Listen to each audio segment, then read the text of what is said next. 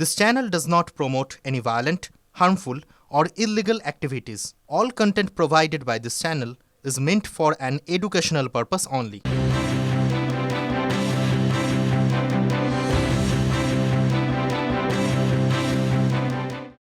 পৌষের শেষে পথ হারালো শীত, তাহলে ঠান্ডা ঠান্ডা কুলকুল ভুলে আপাতত কিন্তু হট। ওদিকে রাজনীতিও হট। উত্তপ্ত রাজনীতির আবহেই কলকাতার রাজপথে নেমে আরও সুর চড়ালেন শুভেন্দু অধিকারী।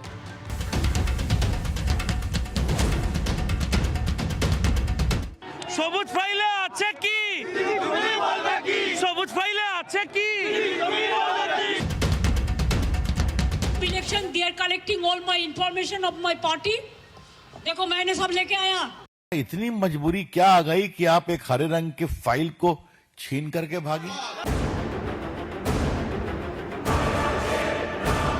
প্রথম বলুন, এত জরুরি মামলা বাঁচাতে নেমেছে, এত জরুরি 2020 মামলা 5 বছর ঘুমোচ্ছিলেন।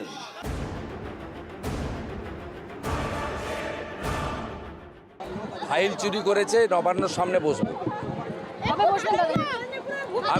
আমি চেয়েছি 15 তারিখ 16 তারিখ একদিন আমি বসতে চাই।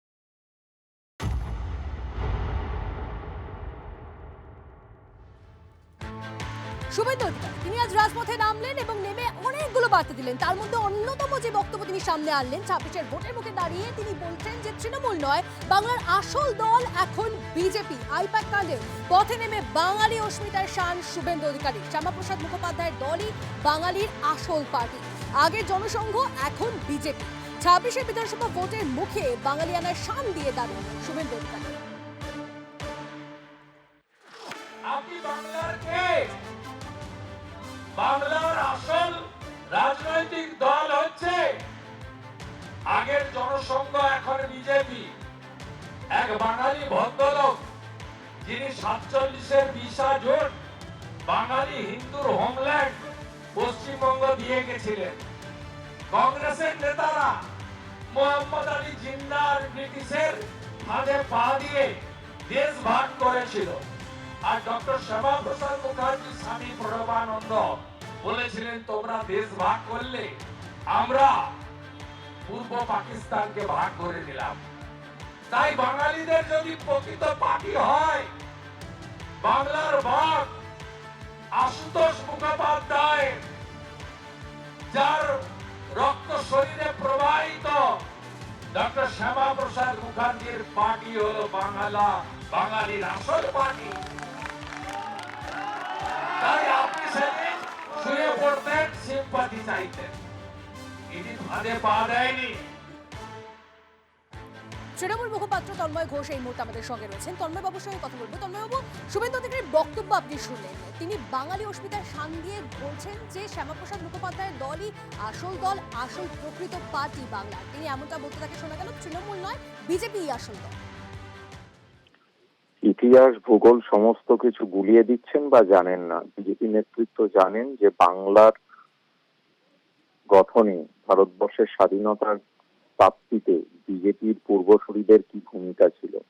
এই শ্যামাপ্রসাদ মুখোপাধ্যায় 1905 সালে লর্ড কার্জন যখন বঙ্গভঙ্গের চেষ্টা করেছিলেন এবং বঙ্গভঙ্গ করেছিলেন, তখন তাতে সায় দিয়েছিলেন শ্যামাপ্রসাদ মুখোপাধ্যায়। বরাবর ধর্মের ভিত্তিতে এই রাজ্যকে ভাগ করার প্রস্তাবে উনি সায় দিয়েছিলেন। তার বিরোধিতা করেছিলেন অরবিন্দ ঘোষ, বারিন ঘোষ সহ বিভিন্ন লোক এবং এস.এন. ব্যানার্জি। সুতরাং আমি শুনছিলাম উনি কংগ্রেস নিয়ে কথা বলতেন। ওনার ইতিহাস জানা উচিত এবং পড়া উচিত। বাংলার মানুষকে ভুল শেখাচ্ছেন, ভুল বোঝাচ্ছেন, মিথ্যাচার করছেন। এই বাংলার দল বিজেপি কোনোদিনই ছিল না, আজও নেই। সুতরাং এই সমস্ত কথা বলে লাভ নেই। আর তৃণমূল কংগ্রেসের সঙ্গে যদি তুলনা করেন, তাহলে তৃণমূল কংগ্রেস এই মাটিতেই জন্ম হয়েছে, সেই একদম তৃণমূল স্তরেই, সেই জন্যই তৃণমূল কংগ্রেস। বাংলার মানুষ জানে কোনটা সত্যি কোনটা মিথ্যা। আজকের এই যে ধর্মীয় সাম্প্রদায়িকতা, বিভাজনের রাজনীতি, সমস্তটাই বিজেপি এবং আরএসএস এর থেকে পাওয়া। সুতরাং তাদের এই বিভাজনের রাজনীতির বিরুদ্ধে দাঁড়িয়ে যে রবি ঠাকুর একদিন রাস্তায় নেমেছিলেন, আপনার বক্তব্য স্পষ্ট, সঙ্গে থাকুন প্লিজ।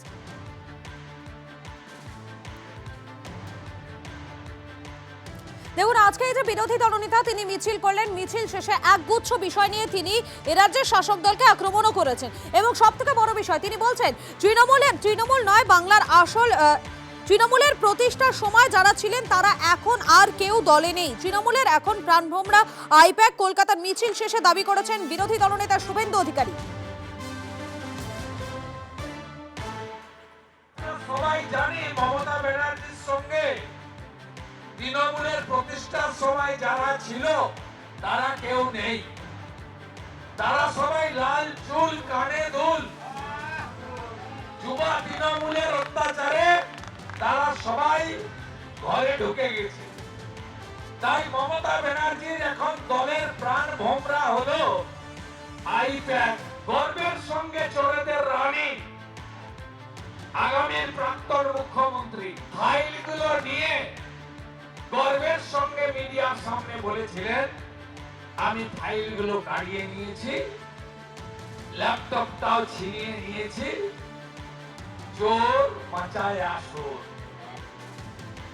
আমি সরাসরি আবারও তন্ময় বাবুর কাছে চলে যাবো। তন্ময় বাবু, আপনি শুনলেন বিরোধী দলনেতা তিনি আজকে মিছিল শেষে কি বক্তব্য রেখেছেন, আপনার প্রতিক্রিয়া? উনি এই বক্তব্য রাখার আগে ওনার কাছে জিজ্ঞাসা করা উচিত ছিল যে বিজেপির পক্ষ থেকে মুরলী মনোহর যোশী, লালকৃষ্ণ আদবানি তারা কোথায়? তারাই তো আদি বিজেপিতে ছিলেন, তাহলে তারা আজকে নেই। দিলীপ ঘোষ কেন ওনার সময় প্রাপ্ত হয়ে গেছিলেন? তারা তো পশ্চিমবাংলার ক্ষেত্রে আদি বিজেপি। পশ্চিমবাংলায় 2021-এর নির্বাচনেও যে বিজেপির নেতা নেতৃত্বদেরকে রাস্তায় দেখা যেত তারা কোথায়? সুতরাং এই ধরনের মিথ্যাচার করে লাভ নেই। বিভিন্ন সময় তৃণমূল কংগ্রেসের সঙ্গে যারা ছিলেন তাদের অনেকেই আজকে আমাদের ছেড়ে চলে গেছে। আবার নতুন প্রজন্ম তৈরি হয়েছে, এটাই সময়ের নিয়ম। তো নতুন প্রজন্ম থাকবে। আর আইপ্যাক নিয়ে যে কথা বলছিল, আইপ্যাকের ব্যাপারে উনি ওনার নেতৃত্ব নরেন্দ্র মোদীকে একটু জিজ্ঞাসা করেন। নরেন্দ্র মোদী ভালো বলতে পারবেন 2014 সালে নির্বাচনে এই আইপ্যাক বোধহয় বিজেপির হয়েও কাজ করেছিল। তারা একটা পরামর্শদাতা সংস্থা, বিভিন্ন সময় বিভিন্ন দলের সঙ্গে কাজ করে, এই মুহূর্তে তৃণমূল সঙ্গে আছে।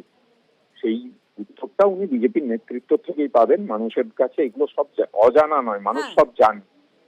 সুতরাং উনি মিথ্যাচার করছেন, সম্পূর্ণভাবে মিথ্যাচার করছেন। আপনি আমাদের সঙ্গে থাকুন, আপনি সঙ্গে থাকুন। মমতা ব্যানার্জির যদি ফাইল চুরি করা দরকারই পড়ে তাহলে ওই দিন যাবার দরকার কি আছে? ওই দিন না গিয়ে অন্য কোনো দিন সরিয়ে রাখতে পারতেন। সব উত্তর পেয়ে যাবেন, সব উত্তর নিয়ে আমরা রেডি আছি। জাস্ট নির্বাচন ঘোষণার অপেক্ষা।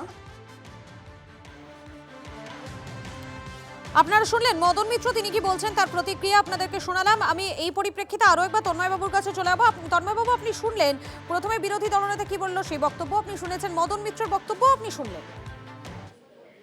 এটা তো পরিষ্কার যে নির্বাচনের ফল কি হতে চলেছে সেটা বিজেপির নেতৃত্বও বুঝতে পারছে। শুভেন্দু অধিকারী যত দিন যাচ্ছে তত তার পায়ের তলার মাটি সরে যাচ্ছে, তখন তিনি নতুন নতুন যুক্তি অবতারণা করছেন, ঘেঁষে থাকার চেষ্টা করছেন, কোনো লাভ হচ্ছে না। উল্টো দিকে ওনার দলের মধ্যেই বিজেপির নেতা দিলীপ ঘোষ সরাসরি ওনাকে আক্রমণ করছেন। সুতরাং উনি নিজের দল সামলান, সংগঠন সামলান, তৃণমূল কংগ্রেস মাটিতে পড়ে আছে।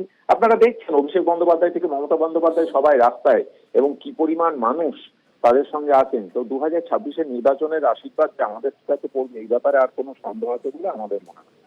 হ্যাঁ, ধন্যবাদ আপনাকে।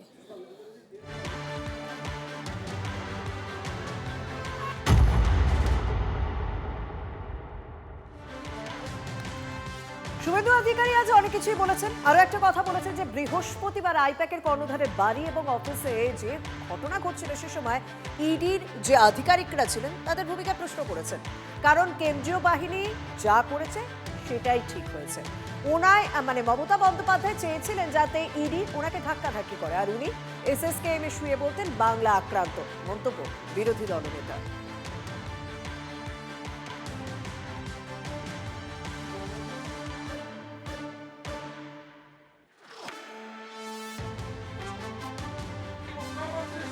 কিভাবে কোমরে কাপড় গুজে ঝগড়া করার মতো যেভাবে তিনি গেলেন ওখানে, আমি ধন্যবাদ জানাবো ইডির লোকেদের আর সেন্ট্রাল ফোর্সকে। অনেকেই বলছেন কি হলো, প্রস্তুতির অভাব ছিল, ঢুকতে দেওয়া উচিত হয়নি।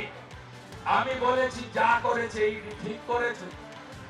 21 সালে ভালো পায়ে ব্যান্ডেজ বেঁধেছিলেন কে? হুইল চেয়ারে চড়েছিলেন কে? সহানুভূতি দেখিয়ে ভোট নিতে চেয়েছেন। ওই দিন উনি চেয়েছিলেন যাতে ইডি ওনাকে ধাক্কা ধাক্কি করে, ইডির বিরুদ্ধে মামলাও করতেন, আর সাথে সাথে পিজি হসপিটাল যেখানে চোরেরা উঠবেন ওয়ার্ডে শুয়ে থাকে, সেখানে মমতা ব্যানার্জি শুয়ে পড়তেন আর আপনাদের বলতেন বাংলা আক্রান্ত। ইডি ফাঁদে পা দেয়নি। হাইকোর্টে যে পিটিশন করেছে ইডি, 1 নম্বরে আসামি করেছে মমতা ব্যানার্জিকে। রাজীব কুমার মনোজ বর্মাদের আসামি করতে চেয়েছে।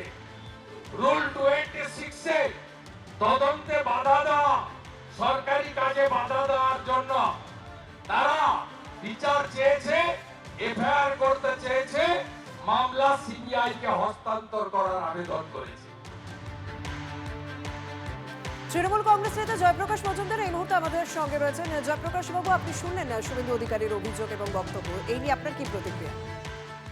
এগুলো কোনো কাজের কথা তো নয়। আপনারা দেখাচ্ছেন আপনাদের এই রকম ভাবে যে এই রাজ্যে বিজেপির আর কেউ কথা বলার নেই, আর শুভেন্দু আজে বাজে কথা বলে, আপনারাও দেখাচ্ছেন। আপনি বলুন তো, মমতা বন্দ্যোপাধ্যায় সেদিন যেটা করেছেন বলেছেন সেই নিয়ে অনেক আলোচনা হয়েছে। মমতা বন্দ্যোপাধ্যায় বলেছেন যে আমার পার্টির কাগজ, আমার নিজের পার্টি, সেগুলোকে বাঁচাতে আমি গেছি।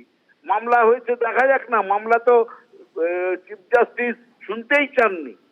লজ্জা করে না ওনার বলতে? এই শুভেন্দু অধিকারী চিফ জাস্টিসের কাছে তো দৌড়েছিল, চিফ জাস্টিস বলেছে আমি শুনবই না। সুপ্রিম কোর্টে গেছে, শুনানি হলে বোঝা যাবে কত ধানে কত চাল। ইডি ঠিক করেছে না ভুল করেছে। অমিত শাহর হুকুমে ইডি এসছে, নিজেরাই বিপদে পড়ে গেছে। আর মমতা বন্দ্যোপাধ্যায় নিজের কাগজ নিয়ে আসার পরে ইডি তো আরো 5 ঘন্টা ছিল, 5 ঘন্টা ধরে সেখানে কিসের কথা বলবে ইডি? না নোটিশ দিয়ে 7 বছরের পুরনো কেসে গেছে। আর এই কয়লা কাণ্ডে তো শুভেন্দু অধিকারীরও নাম আছে। শুভেন্দু অধিকারীকেও তো কৈফিয়ত দিতে হবে কয়লা কাণ্ডের যদি তদন্ত ঠিক করে হয়। যেদিন বিজেপি থাকবে না তখন এই শুভেন্দু অধিকারীকে, তার বিরুদ্ধে সব কটা দুর্নীতির তদন্ত হবে, নারদা, সারদা, কয়লা, গরু এবং জেল খাটতে হবে। আর আজকে এখানে বড় বড় কথা বলছেন, আর মমতা বন্দ্যোপাধ্যায়কে নকল করে যা মমতা বন্দ্যোপাধ্যায় করছেন উনি সেইটা করে ভাবছেন যে বাংলার লোকের মন জয় করবে। বাংলাকে যারা বঞ্চনা করে, বাংলার টাকা দেয় না, বাংলা ভাষীদের অপমান করে, সেই সব পার্টিকে বাংলাবাসী ভোট দেয় না, ভোট দেবেও না। ধন্যবাদ।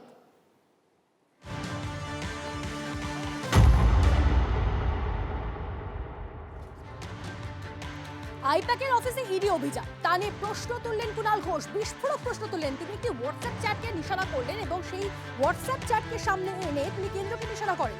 ইডি অভিযানে স্বরাষ্ট্র মন্ত্রকের হাত নেই তো? প্রশ্ন কুণালের। অভিযানের আগে দাদা সম্বোধন করে কাকে মেসেজ? প্রশ্ন কুণালের।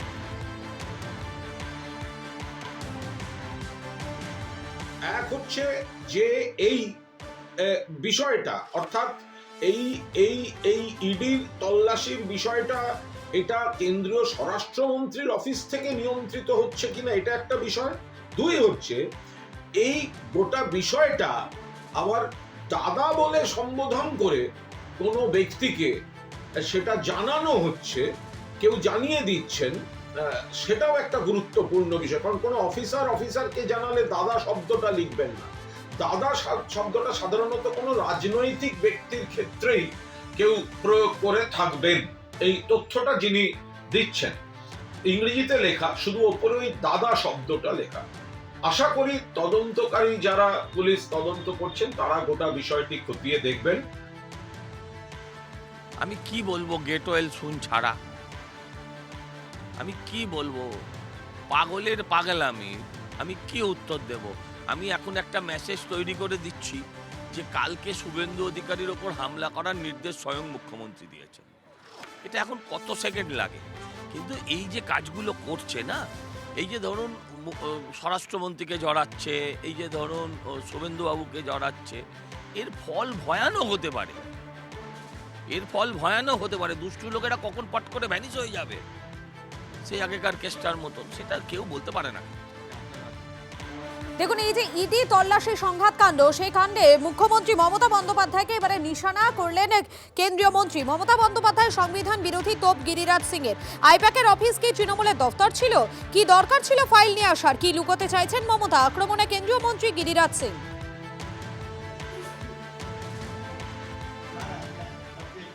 एक एक आदमी बंगाल का कह रहा है कि ममता बनर्जी संविधान विरोधी है। आज तक कहीं देखा है कि कोई मुख्यमंत्री जब ईडी के हाथों से ईडी वहां से सारे कागजात चुरा ले और बाहर बोले कि हमारा गुप्त, क्या आपका पार्टी दफ्तर था? वो उनको डर था कि गुप्त कागज मिलेगा तो अभिषेक बनर्जी फंस जाएगा,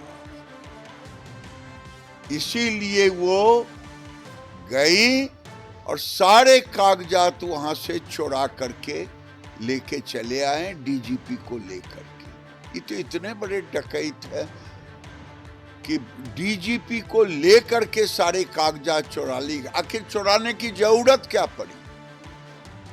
আর যে 100 দিনের টাকা চুরি করে কেন্দ্রীয় মন্ত্রী হয়েছিল অভিষেক ব্যানার্জি যখন গেছিল, ভয়ে দপ্তরে যায়নি, সেদিনকে বিহারে লুকিয়ে বসেছিল। এত বড় বুকের পাটা যেদিন অভিষেক ব্যানার্জি, আপনার মনে থাকবে 2023 সালের 2রা অক্টোবর এবং 3রা অক্টোবর আমরা সবাই দিল্লি গিয়েছিলাম। 100 দিনের টাকা, আবাসের টাকা অন্যায়ভাবে কেন্দ্রীয় সরকার আটকে রেখেছে, তার দাবিতে আন্দোলন করতে।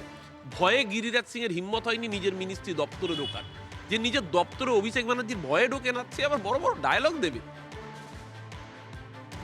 দেখুন, এই ইডির অভিযানকে কেন্দ্র করে আমরা দেখেছিলাম ইডির পক্ষ থেকেও মামলা হয়েছিল, তৃণমূলের পক্ষ থেকেও মামলা হয়েছিল। সেই মামলা অবশ্য শুনানির দিন মুলতবি হয়ে যায় প্রথম দিন। কি না বিশৃঙ্খল পরিস্থিতি তৈরি হয়েছিল আদালতে, কোর্টরুমে। সেই বিষয়টাকেও এবার নিশানা করেছেন বিজেপির রাজ্য সভাপতি শ্রমিক ভট্টাচার্য। তিনি বলছেন যে তৃণমূল কংগ্রেস জানে যে তারা সমস্ত মামলা হেরে যায়, সেই হতাশা থেকেই পরিকল্পিতভাবে শুনানি মুলতবির পরিস্থিতি তৈরি করেছিল তৃণমূল কংগ্রেসে। আর ঠিক কি বলেছেন শুনবো। ধারাবাহিকতা বজায় রেখে প্রত্যেক মামলায় তৃণমূল কংগ্রেস পরাজিত হল। আজকে সেই হতাশা থেকে, সেই পরাজয়ের আতঙ্ক থেকে একদিকে যেমন আক্রমণ চলেছে সারা রাজ্যব্যাপী, সমস্ত গণতান্ত্রিক ব্যবস্থাকে, গণতান্ত্রিক পরিবেশকে ধ্বংস করে সাংবিধানিক সংকট তৈরি করেছিলেন। কিন্তু যেভাবে শুনানির দিন হাইকোর্টের মধ্যে আইনমন্ত্রী চন্দ্রিমা ভট্টাচার্য এবং তৃণমূল কংগ্রেসের সমস্ত আইনজীবীরা সেখানে ঢুকে যে পরিস্থিতি তৈরি করলেন যাতে শুনানি বন্ধ হয়ে গেল। এখন তো দেখা যাচ্ছে সংবাদ মাধ্যমে তৃণমূল কংগ্রেস সমস্ত তৃণমূলপন্থী আইনজীবীদের সেখানে জড়ো হতে বলেছিলেন। অর্থাৎ বিচার ব্যবস্থার উপরে এই আক্রমণ ভারতের সাংবিধানিক পরিকাঠামোকে পশ্চিমবঙ্গে ভেঙে দেবে। ফের উত্তপ্ত ভাঙড়, সেখানে ফের ভয়ের পরিস্থিতি। একটা রাস্তা উদ্বোধনকে কেন্দ্র করে তৃণমূল ভার্সেস আইএসএফ। আপনাদেরকে জানিয়ে রাখি, তৃণমূলের অভিযোগ তাদের রাস্তা উদ্বোধন কর্মসূচি বানচালপতি হামলা চালায় আইএসএফ। ছবি দেখছেন আপনারা। সত্যজিৎ আমাদের প্রতিনিধি আমাদের সঙ্গে রয়েছে, সত্যজিতের সঙ্গে কথা বলবো। ঠিক কি ঘটনা ঘটেছিল, অভিযোগ কার বিরুদ্ধে, এখন কি পরিস্থিতি?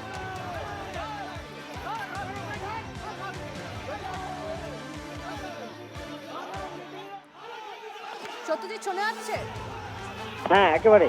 আরেকবার যদি প্রশ্নটা করো। এখন অবধি কি পরিস্থিতি, কার বিরুদ্ধে কাদের অভিযোগ?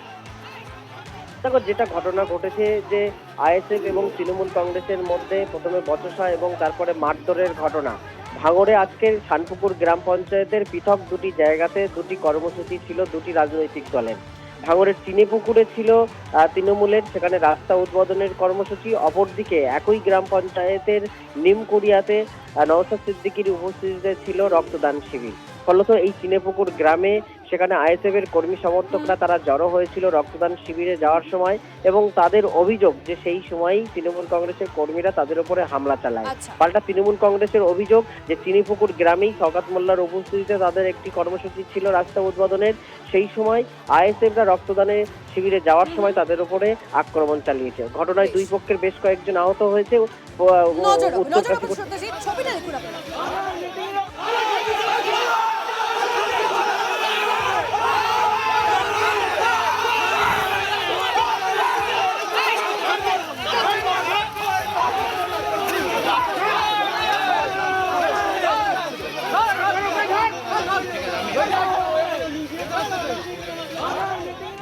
ভুট্টা বলে যে ছেলেটা ভুট্টা মেরেছে আমাকে, আর এতে নাজমুলের মানে ভাইরা আমাকে মেরেছে, ওরা ভাইজান আইএসএফ। আচ্ছা, আমাদের 50 সদস্য থেকে শুরু করে আমার 50 সদস্যকেও মারা হয়েছে, আমাকে মেরেছে, আমার হাতে বুথ সভাপতিকেও মেরেছে, আমার রেজওয়ান মোল্লা কেউ মেরেছে। ওদের কথা হচ্ছে আইএসএফরা যে কোনো অনুষ্ঠান করুক, যাই করুক, টোটালে কাউকে যাওয়া যাবে না, রক্ত দেওয়া যাবে না। আজ রক্ত দিতে গেলে কত মানুষের জীবন বাঁচে, ওরা সেটা না, ওটা পার্টি নিয়ে রাজনীতি ব্যস্ত। ওরা বলতে টিএমসিরা আমাদের একজনের খুব মার মারলো, সে তো কোনো শেষ নেই, কোন থেকে এখান থেকে ট্রান্সফার করবে আর্জিকল। আমরা এই ঘটনার তীব্র নিন্দা জানাচ্ছি এবং এখানকার যে পঞ্চায়েতের মেম্বার জুলফিকার তাকেও মারা হয়েছে, তারপর আমাদের কর্মীরা ছুটে গেলে তারপর এরা পালিয়ে গেছে। এটাই হচ্ছে আইএসএ। কিন্তু পাল্টা তো ওরাও একটা অভিযোগ করছে যে ওদের রক্তদান শিবিরে যাচ্ছিল, সেই সময় তৃণমূল কর্মীরা কেন রক্তদান শিবিরে? এত রক্তদান শিবির হয়েছে, কেউ বাধা দিতে পারেনি, আর আজকের বাধা দিয়েছে, সম্পূর্ণ মিথ্যা কথা। এটা নোংরামি, এখন নাটক করছে, এই নাটক আর বেশি দিন চলবে না, করতে দিন, করুক নাটক। আজকে সকালে পোলেরহাটে আমাদের কর্মীদের উপরে হামলা চালিয়েছে, এটা অভিষেক বাবু কিন্তু এর দায়িত্ব নিতে হবে। অভিষেক বাবু বলার পর থেকে এখানে আরো হিংসা তৈরি হচ্ছে, আর দায়িত্ব কাকে দিয়েছে? একজন নটোরিয়াস ক্রিমিনাল মমতা ব্যানার্জি, যাকে বলছে তুই বোম্বা দিস। তো অভিষেক বাবু আশা করছি নির্দেশ, এটা এই ধরনের হিংসা হবে না। তো অভিষেক বাবু যদি নির্দেশ না দেয়, তার দলের কর্মীদেরকেও সংযুক্ত থাকার কথা অভিষেক বাবুর কাছে বলবো। নজর রাখবো নন্দীগ্রামের দিকে। নন্দীগ্রামের গোকুলনগরের সমবায়ে সেখানে জয় পেল বিজেপি। বিজয় মিছিল বেরোতেই উত্তপ্ত হয়ে ওঠে পরিস্থিতি, স্লোগান যুদ্ধে সম্মুখ সমরে তৃণমূল বিজেপি। গোকুলনগর সমবায় সমিতির 12টি আসনের মধ্যে 9টিতেই জয়ী বিজেপি। সমবায় জিতেই জয় শ্রীরাম স্লোগান বিজেপি, পাল্টা জয় বাংলা স্লোগান তৃণমূলে। কনিষ্ক রয়েছেন আমাদের প্রতিনিধি আমাদের সঙ্গে। কনিষ্ক, ঠিক কি কারণে এতটা উত্তপ্ত হয়ে উঠল পরিস্থিতি? দেখো, সকাল থেকে টানটান উত্তেজনা ছিল এই নন্দীগ্রামের গোকুলনগর সমবায় সমিতি নিয়ে। এখানে মূলত 12টা আসনে আজকে সমবায় নির্বাচন ছিল। দুটো 12টা আসনের মধ্যে 12টিতেই বিজেপি সমর্থিত সমবায়রা এবং অপরদিকে তৃণমূল সমর্থিত সমবায়রা তারা কিন্তু অংশ নেয়।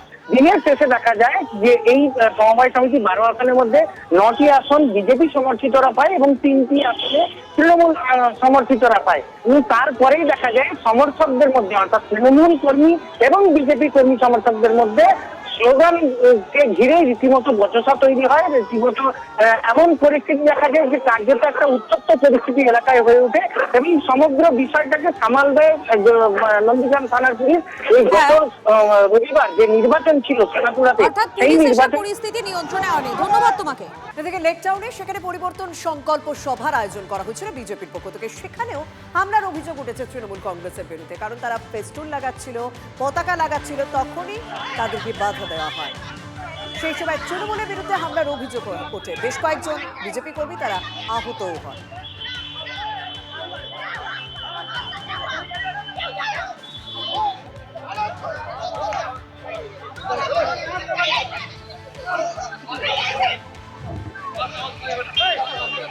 বিজেপি পার্টির কোন কর্মী যদি বিধাননগর নিউ টাউন বাজার গোপালপুরে আঘাত হয়, ছেড়ে কথা বলবো না, এটা কথা দিল পিউষ কারোরিয়া।